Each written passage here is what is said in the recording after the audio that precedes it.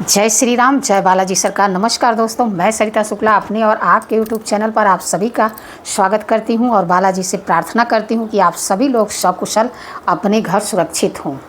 आज की वीडियो मैं बना रही हूं नवरात्रि को लेकर के, और नवरात्रि में मैं एक हनुमान जी का बहुत ही अमोघ उपाय बताऊंगी, जिसको करने से आपकी घोर से घोर समस्याओं का समाधान होगा। आपकी कोई भी कैसी भी मनोकामना होगी वह अवश्य ही इन 9 दिनों में पूरी होगी। इसलिए इस वीडियो को ज़रूर देखिएगा। चैनल को अगर सब्सक्राइब नहीं किया है तो कृपया चैनल को सब्सक्राइब कर लीजिए। आइकॉन बेल जो है उसको भी दबा दीजिए, इससे मेरी वीडियो आपको हमेशा मिलती रहेगी। चलिए, सबसे पहले सभी बड़ों को सादर चरण स्पर्श, छोटों को शुभ आशीर्वाद, और जो मेरी उम्र के हैं उनको प्रेम भरा नमस्कार। और बताइए कैसे हैं आप सभी लोग। आशा करती हूँ कि बालाजी की कृपा से मज़े में ही होंगे और मज़े में ही रहिए। जैसा कि आप सभी लोग जान रहे हैं कि 30 मार्च से हमारी चैत्र नवरात्रि जो है वो शुरू हो रही है। तो चैत्र नवरात्रि वैसे भी बहुत विशेष है। इस पर मैंने वीडियो बना करके डाल दिया है और इस पे मैं बहुत सारे वीडियो आगे आप लोगों को और दूंगी।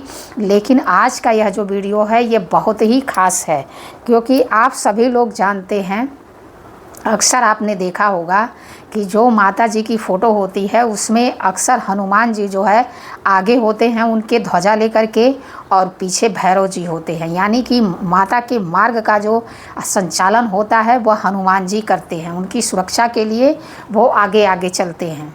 तो इन दिनों में अगर हनुमान जी से आपकी कोई भी मनोकामना है और अगर आप चाहते हैं कि वह पूरी हो जाए, तो इन दिनों आप हनुमान जी, माता जी के साथ साथ हनुमान जी की आराधना भी अवश्य करिए।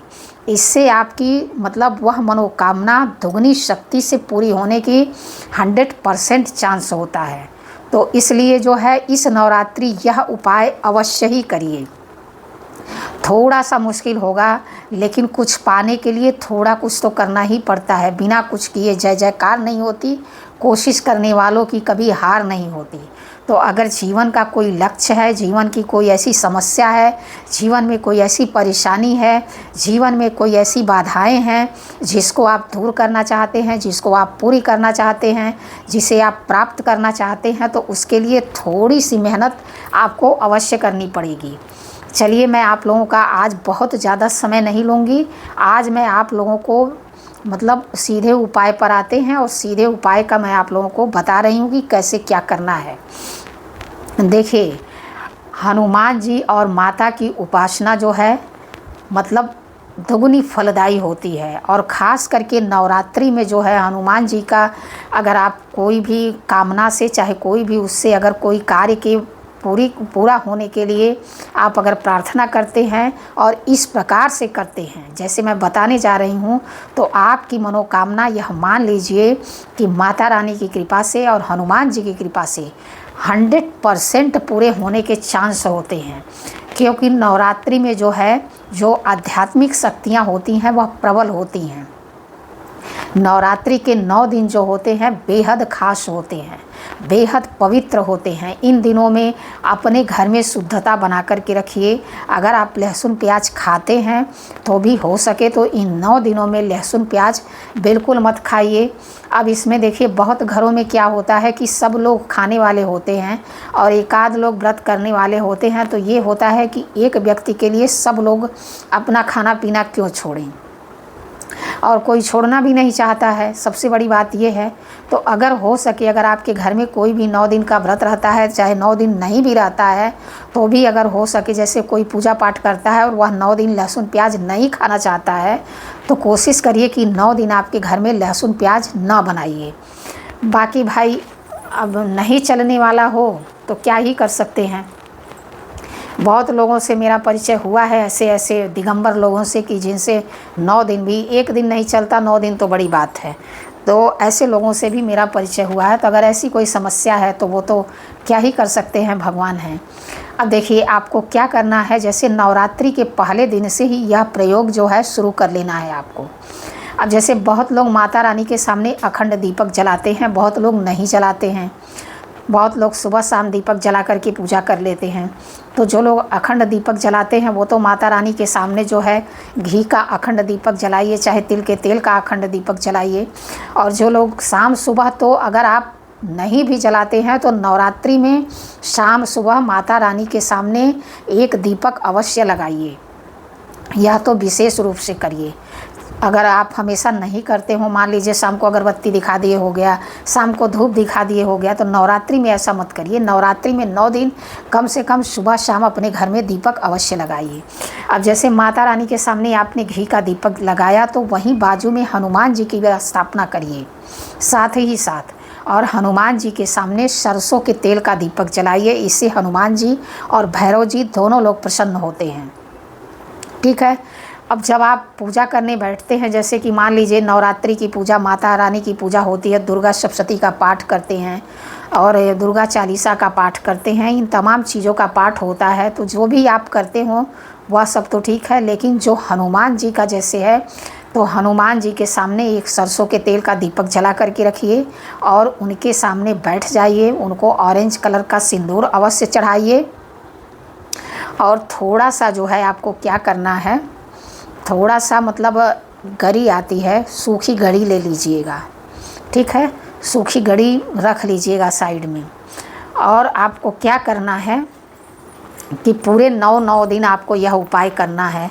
आप जो है क्या करेंगे कि हनुमान जी के सामने सरसों के तेल का दीपक जला करके रखिए, उनको सिंदूर चढ़ाइए। उसके बाद उनसे प्रार्थना करिए कि हे हनुमान जी महाराज, मैं 9 दिन के लिए आपका जो है आह्वान कर रहा हूँ, अनुष्ठान कर रहा हूँ, संकल्प ले रहा हूँ।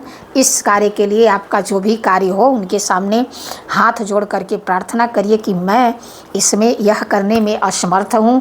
आपके लिए कुछ भी असंभव नहीं है, कुछ भी नामुमकिन नहीं है। आप अगर चाहें तो कुछ भी हो सकता है। तो मैं आज यह कार्य आपके हाथों सौंप रहा हूँ या सौंप रही हूँ।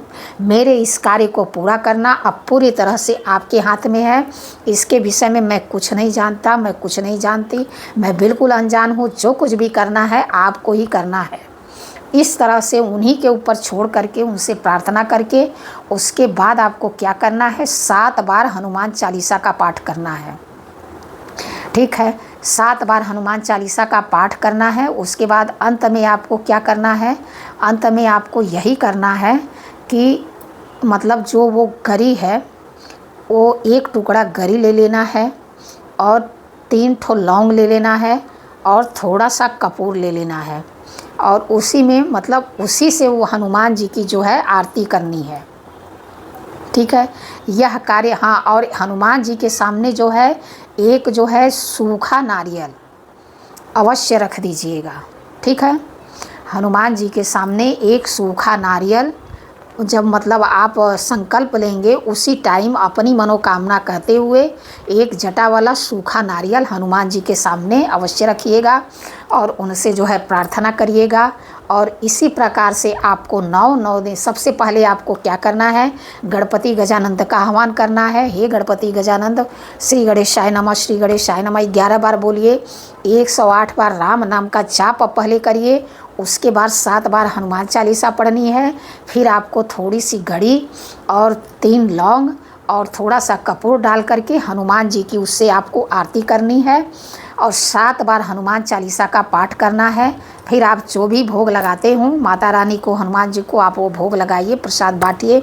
और यह पूजा करने के बाद आप माता रानी की जो भी पूजा करते हो, जो भी पाठ करते हो, पहले ये हनुमान जी की पूजा समाप्त करके उसके बाद माता रानी की पूजा आप शुरू करिए। जैसे भी आप अपना करते हो रोज़, उस प्रकार से करिए।